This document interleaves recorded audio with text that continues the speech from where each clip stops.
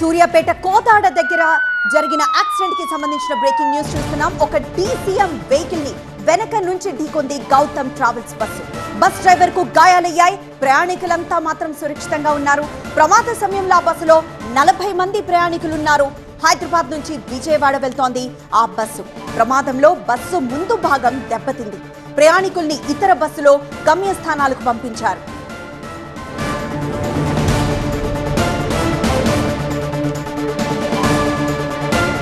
సూర్యాపేట కోదాడ మండలం ద్వారకుంట దగ్గర జరిగింది ప్రమాదం. డీసీఎం ను వెనక నుంచి గౌతమ్ ట్రావెల్స్ బస్సు ఢీకొట్టింది. బస్సు డ్రైవర్ కు గాయాలయ్యాయి. ప్రయాణికులంతా సురక్షితంగా ఉన్నారు. ప్రమాద సమయంలో బస్సులో మొత్తం 40 మంది ప్రయాణికులున్నారు. హైదరాబాద్ నుంచి విజయవాడ వెళ్తోంది ఆ బస్సు. ప్రమాదంలో బస్సు ముందు భాగం దెబ్బతింది.